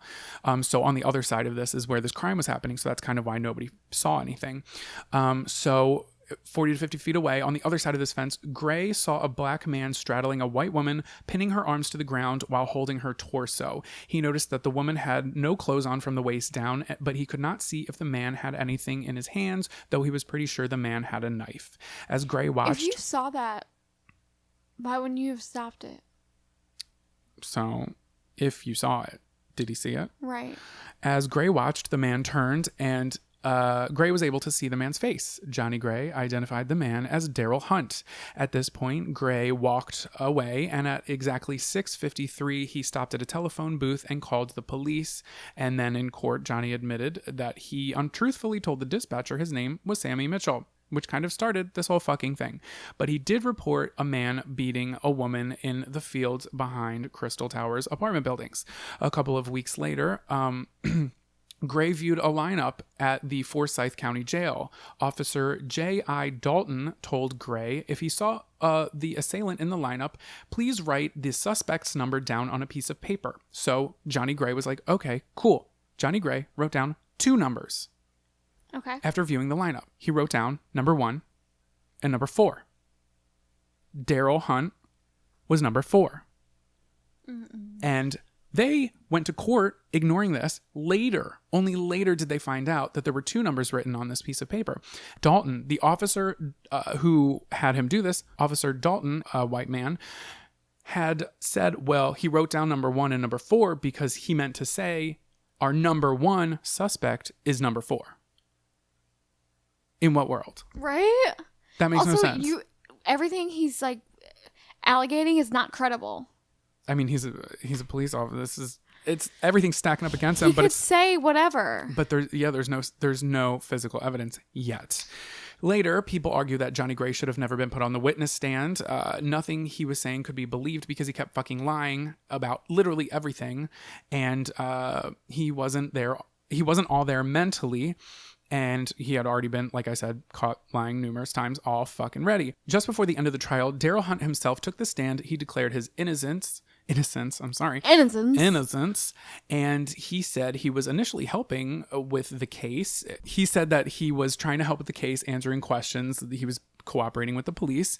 And then he was asked to implicate Sam Mitchell. Darryl Hunt is saying this in front of the whole court, including Don Tisdale, who didn't want this to come out if it is true. So this makes him look very, very, very bad. Don, it does. Yeah. And then Darryl says in front of everybody that Don offered him $12,000 to just say Sam was the killer. However, he didn't have any proof of it. Oh. I believe it. I think it's true. So Don Tisdale denied this and the jury deliberated. Then the all-white jury found 19-year-old Darryl Eugene Hunt guilty of first-degree murder of Deborah Sykes, and he was sentenced to life imprisonment. But Darryl's attorney, Mark, remember him? Yes. He and the rest of his team were not going to fucking give up. So in 1990, this was 5 years later, someone has to stick up for these people. Right. So Darryl was freed after 5 years on a $50,000 bail. I'm sorry, not bail. No, not bail. Bond. Okay. Let me rephrase that. I'm so sorry. That totally changed everything I was saying.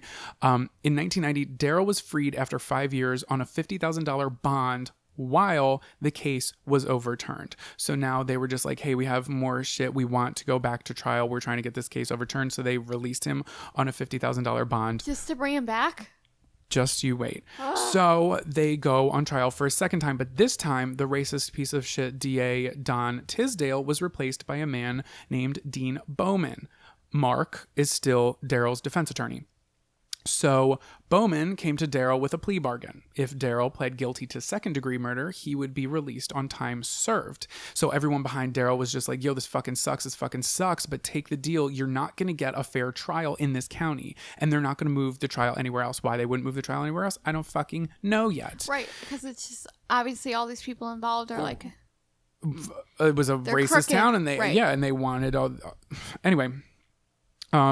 It's fucked up because they're basically saying it's better to plead guilty for a murder you didn't commit than to be an innocent black man and stand in front of an all-white jury in an all-white courthouse. No way. But Darryl was like, I can't do it. I can't plead guilty to a murder that I'm innocent in. I cannot say that I am guilty when I'm not. So the case was moved to a different county because of pre-trial publicity, but the state at the second trial had additional witnesses along with a couple of our old friends. Let's see who's returning to the second trial here. All your favorite characters. Here we've got 14-year-old sex worker Margaret Crawford, who is now 5 years older than that. What's the math? Is she 19 now? I don't know. So Margaret's on the stand first. The state put her up there. So again, this is the prosecutor going against Darryl. Wait. How do they have What? a 14-year-old sex worker? She was in the first trial. I understand, but she's not even, like, that's technically wrong because she's underage. This is what it is. This is the case. Okay. So they bring her back up. She's now 19, and she, again, was on stand during Darryl's first trial, and now she's denying all the statements that she said before in the first trial. She admitted... I'm older now. That's what I'm saying. No, but what she's saying was she didn't say that stuff wasn't true. She said, I never said that. Even Girl, though you did. It's on record. it is on fucking record. So DA Bowman knew she was going to deny all these things, but he went through line by line through the court record. No. He went through, this is the DA Bowman was reading line by line everything she had said before. So as he's saying, did you say this? She would say no, but the jury knew he was reading from the court documents. So he was making sure the jury heard everything she was saying before, even though he knew it was a lie. The jury didn't know it was a lie. But she's stating that she said that she didn't say that. Right. But the jury sees that this girl is probably like a little drugged out. She was a little rough around the edges. Oh, okay, and I that see. she did state this before. So he's making sure everybody hears what she had said before. Got it. Basically saying that he That was it's right, one and she's just sleeping. scared now Yeah. or something. Right. So, next, they bring up to the stand a new guy. His name is Jesse Moore. He's an older white man, and he had been in jail for armed robbery. He was also a KKK member, and he stepped forward after learning his own jail time could be lessened if he snitched on a case. So, Jesse Moore stated that Darryl Hunt had admitted to him that he had murdered Deborah Sykes. In his statement, I'm talking about in Jesse Moore's statement, he frequently used the N-word when describing Darryl and his friends, and a white rose when talking about Deborah Sykes. Oh. So white rose, I learned, is a KKK term for a beautiful white Christian woman. Though he was just a racist piece of shit lying in order to one, basically he wanted to, one, throw a black man in jail, and two, he wanted to get his sentence lessened. So for him, he was like, wow, kill two birds with one fucked up stone. That's what he saw. So the media also closed their eyes to all this bullshit. Also gonna say the fact that these men are now two confirmed KKK members who are eyewitnesses against Darryl. They did not publicize that. A lot of this was stuff that nobody knew until after the case. So just gonna fucking put that out there. So Dean Bowman, then, he's the DA, the guy we don't like. He replaced Don Tisdale. He's another racist piece of shit. He got so... okay, so he basically laid out the bloody, torn clothes Deborah was wearing when she was murdered, as well as crime scene photographs, and he went on and on and on in gruesome, poetic fucking detail, placing every person in the jury in that scene as if they were Deborah. And I watched the whole thing, and it's like he really tries to close their eyes about everything else in the case. He just wants them to feel what Deborah felt, because here's the one fact he has. Here's the one fact he has to hold on to. This poor woman, Deborah Sykes, was murdered. So he's grasping onto that, and he's putting the people in this place. And this is beyond dangerous because now everyone is emotional. Most women in the courtroom are crying, and there's only one singular person of interest being charged with this murder, and he's in the same room. And a lot of people later were just like, if he could have put anybody, he could have put literally anybody in that room who even wasn't Darryl, and all of those people who he emotionally charged up would have probably said, that's the man, right. That's the guy. Do your worst, because this is not a fair trial. So this isn't a direct quote, but essentially what this woman who used to be a reporter at the time said in a documentary, that Dean Bowman did not argue evidence. Dean Bowman argued that you should put yourself in the shoes of a different human being and subject yourself to what Deborah Sykes was exposed to that morning she was raped and brutally murdered. Mark argued that he didn't have any evidence at all and that he was just playing on the jury's emotions, which is fucking true. You have to look at the facts, and the facts are untrustworthy eyewitnesses, no murder weapon, no DNA evidence. Like, wake the fuck up, everybody.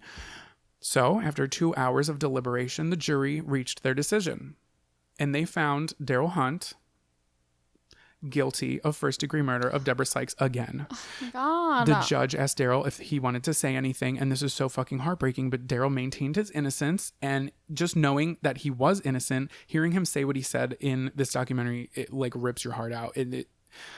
it's helpless. It is almost helpless. He said, I'm innocent, but there's nothing I can do. So state prosecutor and full-time racist asshole Dean Bowman stated, okay, compose yourself, Jonathan. This is what Dean Bowman stated. Are you ready for this quote? I'm not. Quote, the most rewarding thing about being a prosecutor is you know you're doing the right thing and you have a moral conviction, and no matter what the odds are against you, the truth will come out. End quote. That is what racist asshole Dean Bowman said. Goodbye. You put this person in jail based on the color of their skin. It could have been you for all we fucking know. Darryl was placed back in prison. So 3 years later in 1993, which was about 9 years after the initial murder, Mark and the rest of Darryl's defense team were still not fucking giving up. They were doing everything they could. They find out that the police had intimidated witnesses not to testify Darryl's innocence at his trial. The police essentially chased people away from going to the second trial. And what these witnesses, if they had gone to the second trial, would have said was that Johnny Gray had admitted he lied about Darryl Hunt being the murderer and that he himself may have been involved in the crime, is what the eyewitnesses would have said. So the defense team sought a third trial. So the following things I'm about to say, I just don't want to get confused because there's a lot of trials going on. This is going to be at a hearing to not the third trial. So in order to get a third trial, they have to go to the hearing and present their evidence and say, this is why he needs to stand in front of a jury of his peers. And so they can testify who he is as a person. So this is what happened at the hearings. The judge, anyway. So one witness was a young white girl. I think she was 15 or 16. And she testified that Johnny Gray had pulled a knife on her, forced her on his bed, and said, I'll stab you like I did that woman.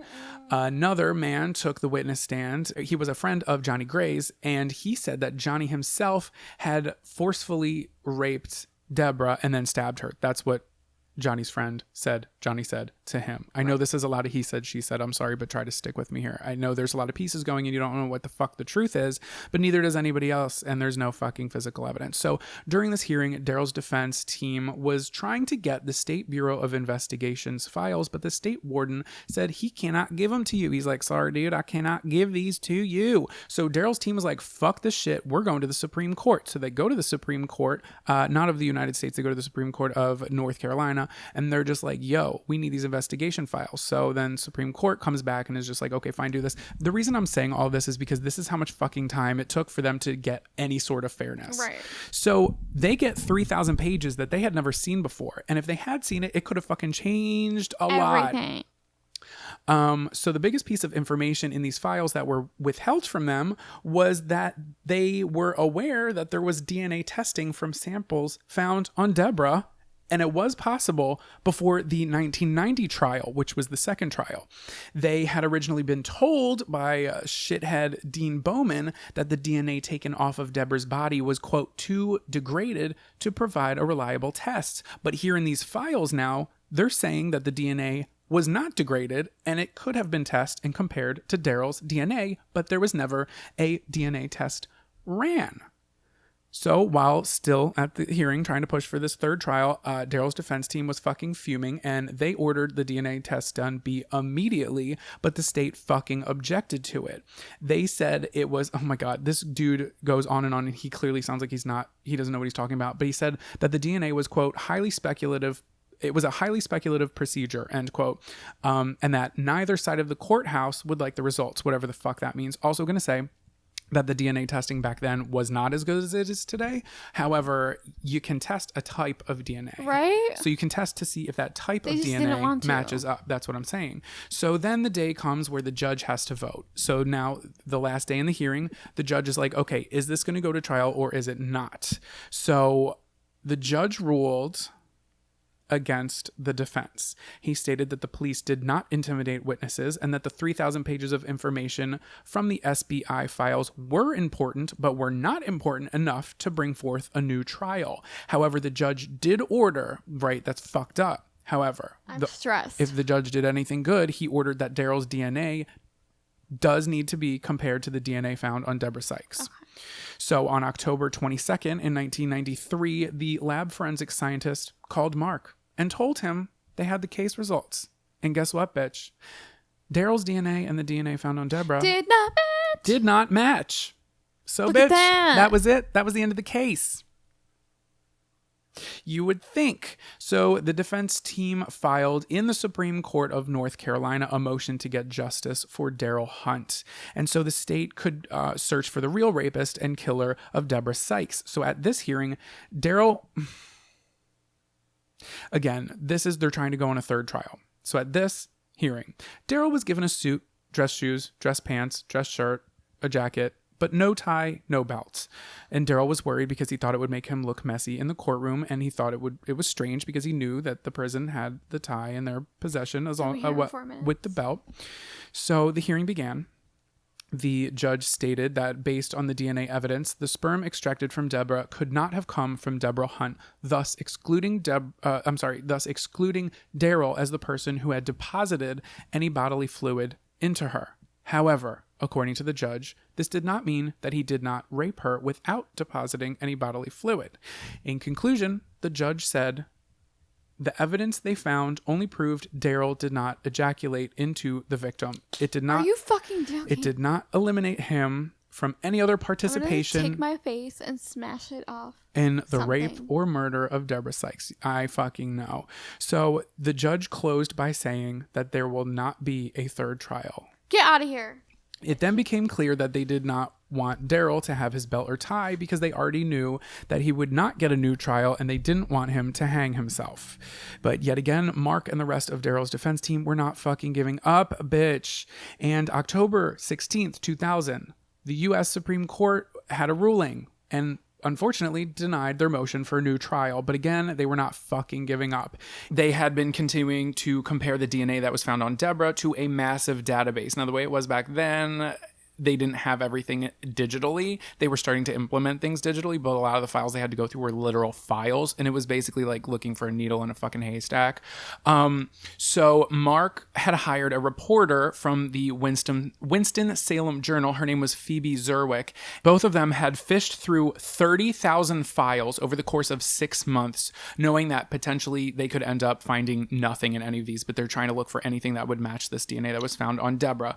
So while they're doing this, Phoebe begins to write a series on the inconsistencies of the case versus the minimal evidence that was brought to trial and this was unheard of back then, in an 8-part series that ran every day for a week and a day. And now people, specifically white people, were seeing that the system was flawed and that all this shit was unjust, specifically for Darryl. I mean, it's unjust across the board, but like in this case, they're seeing how fucking bad it was. Super unjust. Right. So then Phoebe gets a phone call from a woman who said her daughter-in-law had been raped weeks after Deborah Sykes was murdered.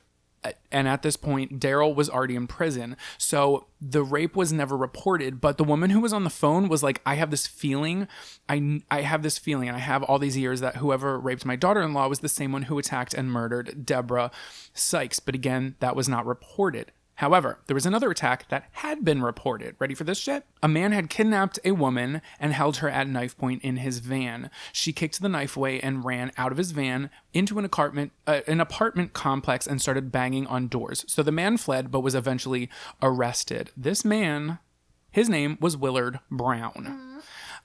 They never compared the attack on that woman in the van versus what had happened to Deborah. But on December 19th, 2003, Mark received a call. The DNA from Deborah had been retested 20 years later and matched the DNA of Willard Brown. Look at that. So when they arrested Willard Brown said, I want to apologize to Darryl Hunt. Tell Sammy Mitchell I'm sorry. Tell Deborah's family I'm sorry. Without any prompting, Willard Brown confessed to the murder. As it turns out, the police did not even bother to check to see if Willard Brown, who was jailed just before the rape and attack for the case... Oh my God, that scared the shit out of me. for a separate case, the police did not check to see if he was in prison or not. And as it turns out, he was not in prison when Deborah Sykes was murdered. The woman who survived the rape and attack in the van with Willard Brown went up to her, and her parents contacted Mark, saying that the police essentially, once they caught wind of this, had said it was your word versus theirs if they testify that Darryl may not have been the murderer. So this was years before, right? So they're just like trying to be silenced for this shit. But that's not true because they had blood samples and DNA from what Willard Brown had done 19 years prior. This is almost 20 years after Darryl has already been in jail for almost 2 whole decades for something he didn't do. And we're just now, 19 years later, finding out that we have evidence that could have been tested all those years before. Even at that, the district attorney said, yes, Willard Brown did it, but there is more than one person who was involved here. Though they didn't have any fucking evidence that there was more than one person involved. He said, it doesn't prove Darryl's innocence. So he essentially wanted to keep Darryl in jail and then throw this new guy in jail. Okay? But they continued the investigation. Again, this is a fucking case of guilty until proven innocent. And how the fuck are you supposed to prove yourself innocent in a situation like this? On December 24th, 2003, it was Christmas Eve and Darryl Hunt was freed. Look at that. But it wasn't completely over. On February 6, 2004, he stood trial before a judge who would decide if he was exonerated of the charges of the rape and murder of Deborah Sykes. So while they're at this case, it was kind of looking like he was going to be freed and exonerated from all of these things. But Deborah's mother took the stand and she was pissed. She didn't even sit down when she got up there. She took the mic out of the little podium and she stayed standing.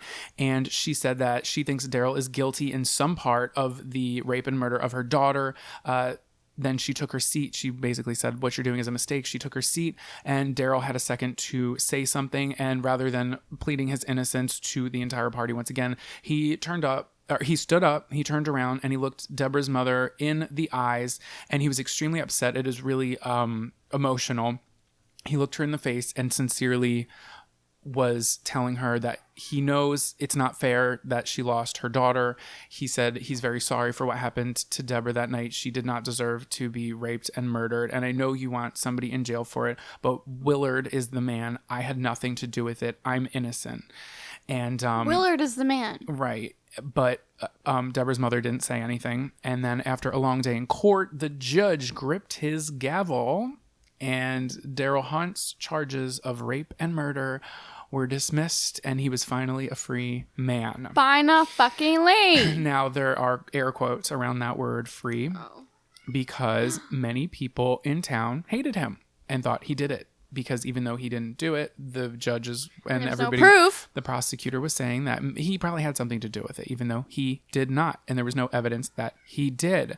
So Darryl was obviously happy to be free, but the damage was done and he fell into a deep depression.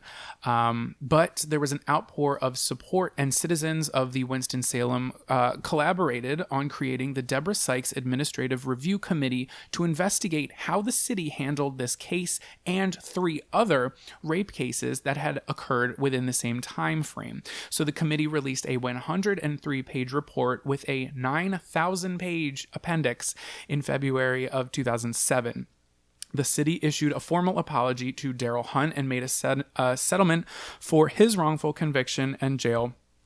That was, they granted him $1.5 million for his wrongful conviction and wrongful incarceration for 19 years. He also received an additional $358,000 from the state of North Carolina, though I'm sure that didn't make things better for him. Right. So Darryl Hunt's case was credited with contributing to the passage of the legislator of a law established in North Carolina. It was the North Carolina Innocence Inquiry Commission, which was going to investigate cases in wrongful convictions. So for 10 years, from 2007 to March of 2017, it exonerated 10 inmates who were wrongfully convicted, which, I mean, it doesn't seem like a big number in 10 years, but that's a huge deal. That Darryl's wrongdoing is like reason for people to be like, hey, this is fucked up. This happened. Like, let's look into other cases in this state. That also happened. Right. So Darryl Hunt's case also contributed to the legislators' passage of the North Carolina Racial Justice Act of 2009,